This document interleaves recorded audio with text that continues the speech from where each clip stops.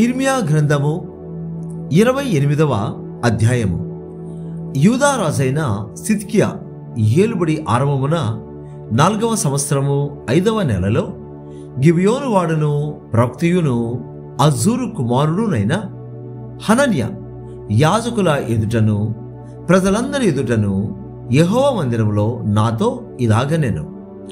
ఇశ్రాయేలు దేవుడును సైన్యములకు అధిపతియునగు యెహోవా ఇలాగు సెలవిచ్చుచున్నాడు. నేను బబులోను రాజు కాడిని విరచియున్నాను. 2 సంవత్సరములలోగా బబులోను రాజైన నెబుకద్రెజరు ఈ స్థలములో నుండి బబులోనునకు తీసుకొని పోయిన యెహోవా మందిరపు ఉపకరణములన్నిటినీ ఇచ్చటికి మరలా తెప్పించేదను. బబులోను రాజు కాడిని విరుగగొట్టి యెహోయాకీము కుమారుడును యూదా రాజునైన యెకొన్యాను బబులోనుకు చెరగొనిపోయిన యూదులనందరినీ మా స్థలమునకు తిరిగి రప్పించెదను. ఇదే యెహోవా వాక్కు.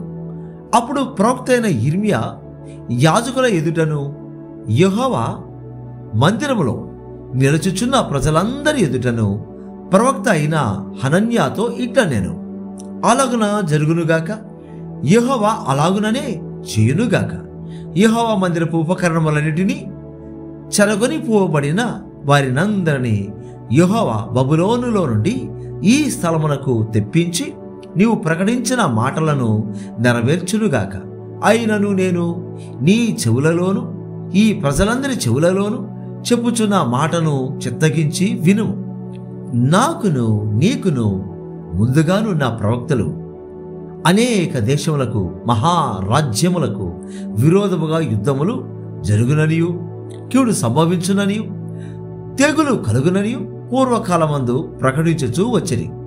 అయితే క్షేమము కలుగునని ప్రకటించు ప్రవక్త యున్నాడే, అతని మాట నెరవేరిన ఎడల యెహోవా నిజముగా అతని పంపినని ఒప్పుకొనదగునని ప్రవక్త అయిన ఇర్మియా చెప్పగా, ప్రవక్త అయిన హనన్యా ప్రవక్త అయిన ఇర్మియా మెడ మీద నుండి ఆ కాడిని తీసి దాన్ని విరిచి ప్రజలందరి ఎదుట ఇట్లా నేను యెహోవా ఇలాగు సెలవిచ్చుచున్నాడు. 2 సంవత్సరములలోగా నేను బబులోను రాజైన నెబుకద్రెజరు కాడిని సర్వజనముల మెడ మీద నుండి తొలగించి దాన్ని విరిచివేసెదను. అంతటా ప్రవక్త అయిన ఇర్మియా వెళ్ళిపోయాను. ప్రవక్త అయిన హనన్యా ప్రవక్త అయిన ఇర్మియా మెడ మీదనున్న కాడిని విరిచిన తరువాత యెహోవా వాక్కు ఇర్మియాకు ప్రత్యక్షమై ఇలాగు సెలవిచ్చెను. నీవు పోయి హనన్యాతో ఇట్లను యెహోవా ఇలాగు సెలవిచ్చుచున్నాడు. నీవు కొయ్య కాడిని విరిచితివే, దానికి ప్రతిగా ఇనుప కాడిని చేయించవలెను.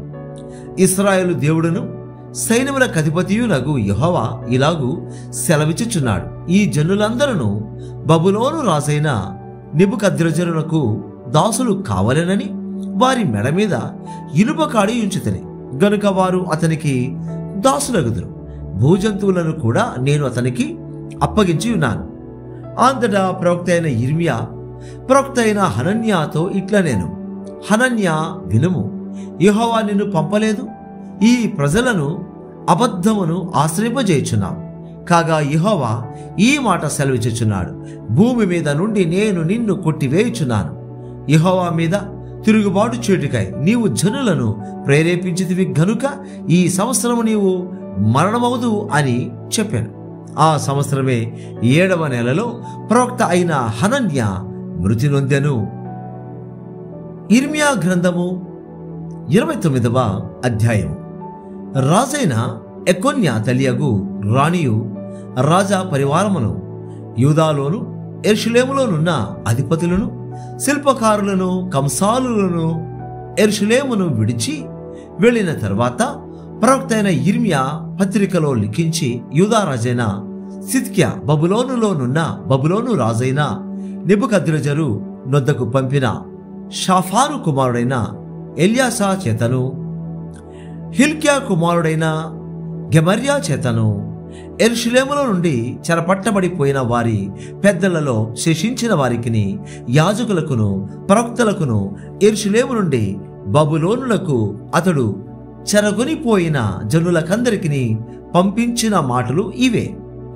ఇశ్రాయేలు దేవుడును సైన్యములకు అధిపతియునగు యెహోవా తన ప్రేరేపణ చేత బబులోనులకు చెర తీసుకొని పోబడిన వారికందరికీ ఈలాగు ఆజ్ఞ ఇచ్చుచున్నాడు. ఇండ్లు కట్టించుకొని వాటిలో నివసించుడి, తోటలు నాటి వాటి ఫలములను అనుభవించుడి, పెండ్లిండ్లు చేసుకుని కుమారులను కుమార్తెలను కనుడి. అక్కడ ఏమీ మీకు తక్కువ లేకుండా అభివృద్ధి పొందుటకై వారు కుమారులను కుమార్తెలను కనునట్లు మీ కుమారులకు పెండ్లిండ్లు చేయుడి, మీ కుమార్తెలకు పురుషులను సంపాదించుడి. నేను మిమ్మును చెరగొనిపోయిన పట్టణం యొక్క క్షేమము కోరి దాని కొరకు యెహోవాను ప్రార్థన చేయుడి. దాని క్షేమము మీ క్షేమమునకు కారణమగును. ఇశ్రాయేలు దేవుడును సైన్యములకు అధిపతియునగు యెహోవా ఇలాగు సెలవిచ్చుచున్నాడు. మీ మధ్యనున్న ప్రవక్తల చేతనైనను మంత్రజ్ఞుల చేతనైనను మీరు మోసపోకుడి. మీలో కలలు కనువారి మాటలు వినకుడి. వారు నా నామమును బట్టి అబద్ధ ప్రవచనములను మీతో చెప్పుదురు. నేను వారిని పంపలేదు. ఇదే యెహోవా వాక్కు.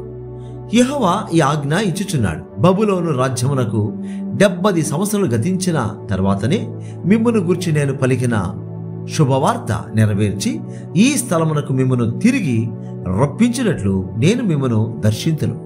నేను మిమ్మును గురించి ఉద్దేశించిన సంగతులను నేను ఎరుగుదును. రాబో కాలమందు మీకు నిరీక్షణ కలుగునట్లుగా అవి సమాధానకరమైన ఉద్దేశములే గాని హానికరమైనవి కావు. ఇదే యెహోవా వాక్కు. మీరు నాకు మొరపెట్టుదురేని, మీరు నాకు ప్రార్థన చేయొచ్చు ఒత్తురేని నేను మీ మనవి ఆలకింతును. మీరు నన్ను వెతికిన ఎడల, పూర్ణ మనసుతో నన్ను గూర్చి విచారణ చేయునెడల మీరు నన్ను కనుగొందరు. నన్ను నేను మీకు కనుపరుచుకొందును. ఇదే యెహోవా వాక్కు. నేను మిమ్మును చెరలో నుండి రప్పించెదను. నేను మిమ్మును చెరపట్టి ఏ జనులలోనికి, ఏ స్థలములలోనికి మిమ్మును తోలివేసితేనో ఆ జనులందరిలో నుండి, ఆ స్థలములన్నిటిలో నుండి మిమ్మును సమకూర్చి రప్పించెదను. ఇదే యెహోవా వాక్కు. ఎచ్చట నుండి మిమ్మును చెరకు పంపితేనో అచ్చటికే మిమ్మును మరలా రప్పింతును. బబులోనులు మీకు యెహోవా ప్రవక్తలను నియమించి ఉన్నాడని మీరు చెప్పుకొంటిరే. సరే, దావీదు సింహాసనమందు కూర్చుని ఉన్న రాజును గూర్చి మీతో కూడా చెరలోనికి పోక ఈ పట్టణములో నివసించు ప్రజలను గూర్చి మీ సహోదరులను గూర్చి యెహోవా ఈ మాట సెలవిచ్చుచున్నాడు. సైన్యములకు అధిపతియగు యెహోవా ఇలాగూ సెలవిచ్చుచున్నాడు. నేను వారి మీదకి ఖడ్గమును, క్షామమును, తెగులును పంపుచున్నాను. కుళ్ళి కేవలము చెడిపోయి తన సఖ్యము కాని ఆ అంజూరపు పండ్లను ఒకడు పారవేయునట్లు నేను వారిని అప్పగించుచున్నాను. యెహోవా వాక్కు ఇదే. వారు విననొల్లని వారై నేను పెందల కడ లేచి ప్రవక్తలైన నా సేవకుల చేతవారి యుద్ధకు పంపిన నా మాటలను ఆలకింపకపోయిరి. గనుక నేను ఖడ్గము చేతను, క్షామము చేతను, తెగులు చేతను వారిని హింసించుచు భూరాజ్యములన్నిటిలో వారిని ఇటు అటు చెదరగొట్టుదును. నేను వారిని తోలివేయు జనులందరిలో శాపాస్పదముగాను, విస్మయ కారణముగాను, అపహాస్యాస్పదముగాను, నిందాస్పదముగాను ఉండునట్లు వారిని అప్పగించుచున్నానని యెహోవా సెలవిచ్చుచున్నాడు. నేను యెరూషలేములో నుండి బబులోనులకు చెరగొనిపోయిన వరలారా, మీరందరూ యెహోవా ఆజ్ఞను ఆలకించుడి. నా నామమును బట్టి మీకు అబద్ధ ప్రవచనలు ప్రకటించు కోలాయ కుమారుడైన అహాబును గూర్చి, మయషేయ కుమారుడైన సిద్కియాను గూర్చి ఇశ్రాయేలు దేవుడను సైన్యములకు అధిపతియునగు యెహోవా ఈలాగు సెలవిచ్చుచున్నాడు. ఆలకించుడి. వారు ఇశ్రాయేలీయులలో దుర్మార్గము జరిగించుచు తమ పొరుగువారి భార్యలతో వ్యభిచరించుచు నేను వారికి ఆజ్ఞాపింపని అబద్ధపు మాటలను నా నామమును బట్టి ప్రకటించుచూ వచ్చిరి. నేనే ఈ సంగతిని తెలుసుకొనిన వాడనై సాక్షిగానున్నాను. కాగా బబులోను రాజైన నెబుకద్రెజరు చేతికి వారిని అప్పగించుచున్నాను. మీరు చూచుచుండగా అతడు వారిని హతము చేయను. చెరపట్టబడి బబులోనులోనున్న యూదా వారందరూ బబులోను రాజు అగ్నిలో కాల్చిన సిద్కియా వలెను, అహాబు వలెను యెహోవా నిన్ను చేరుగాకని చెప్పుచు వారి పేర్లను శాపవచనముగా వాడుకొందరు. ఇదే యెహోవా వాక్కు. నెహలామీయుడైన షమయాకు నీవీ మాట తెలియజేయము. ఇశ్రాయేలు దేవుడును సైన్యములకు అధిపతియునగు యెహోవా ఇలాగు సెలవిచ్చుచున్నాడు, వేర్రివారై తమ్మును తాము ప్రవక్తలనుగా ఏర్పరచుకుని వారిని నీవు సంఖ్యల చేత బంధించి బొండలో వేయించినట్లుగా యాజకుడైన యెహోయాదాకు ప్రతిగా యెహోవా మందిర విషయములలో పై విచారణకర్తయగు యాజకునిగా యెహోవా నిన్ను నియమించెనని యెరూషలేములోనున్న ప్రజలకందరికీ యాజకుడగు మయసేయా కుమారుడగు జెఫన్యాకును యాజకులందరికీ నీవు నీ పేరిట పత్రికలను పంపితివే. అనాతోతీయుడైన ఇర్మియాను నీవేలా గద్దింపకపోతివి? అతడు తాను మీకు ప్రవక్తనుగా చేసుకొనెను గదా. అదియుగాక దీర్ఘకాలము మీరు కాపురముందరు నివసించుడికై ఇండ్లు కట్టించుకొనుడి, ఫలములు తినుడికై తోటలు నాటుడి అని బబులోనులోనున్న మాకు అతడు వర్తమానం పంపి ఉన్నాడు. అప్పుడు యాజకుడైన జెఫన్యా ప్రవక్త అయిన ఇర్మియా వినుచుండగా ఆ పత్రికను చదివి వినిపించెను.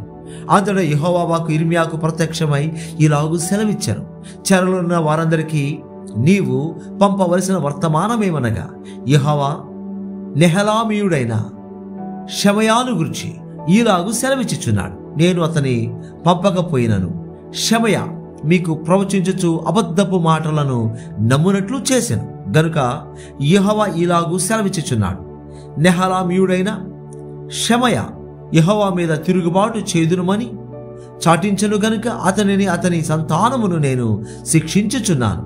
ఈ జనులలో కాపురముండు వాడొకడును అతనికి మిగిలి ఉండడు. నా ప్రజలకు నేను చేయు మేలును అతడు చూడడు. ఇదే యెహోవా వాక్కు. ఇర్మియా గ్రంథము 30వ అధ్యాయము. యెహోవా యొద్ద నుండి వచ్చి ఇర్మియాకు ప్రత్యక్షమైన వాక్కు. ఇశ్రాయేలు దేవుడగు యెహోవా ఇలాగు సెలవిచ్చుచున్నాడు, రాబో దినములలో నేను ఇశ్రాయేలు వారును యూదావారునగు నా ప్రజలను చెరలో నుండి విడిపించి వారి పితరులకు నేనిచ్చిన దేశమును వారు స్వాధీనపరచుకున్నట్లు వారిని తిరిగి రప్పించెదనని యెహోవా సెలవిచ్చుచున్నాడు. కావున నేను నీతో చెప్పిన మాటలన్నిటినీ ఒక పుస్తకములో వ్రాసి ఉంచుకొనుము. యెహోవా ఇశ్రాయేలు వారిని గూర్చియు యూదా వారిని గూర్చియు సెలవిచ్చిన మాటలేవి.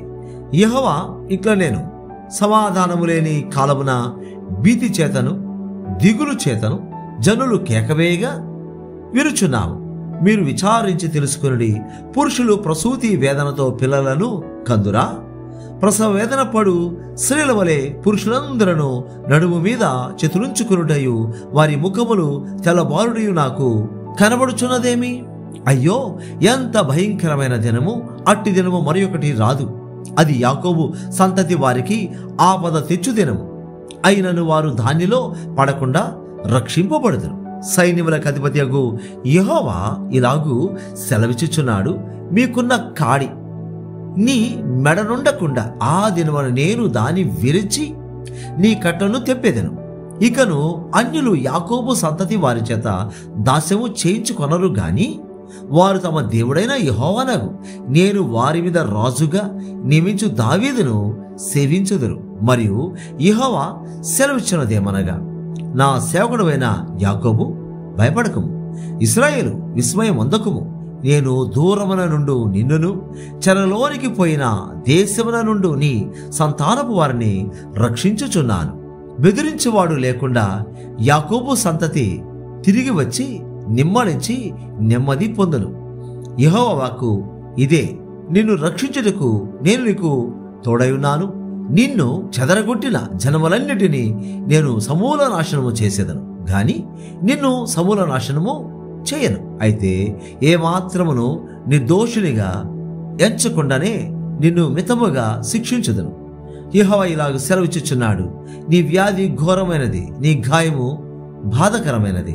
నీ పాపములు విస్తరింపగా శత్రువు కొట్టినట్లు నీ గొప్ప దోషమును బట్టి నేను నీకు కఠిన శిక్ష చేసి నిన్ను గాయపరచి ఉన్నాను. కాగా నీ పక్షమున వ్యాజ్యమాడు వాడెవడనూ లేడు.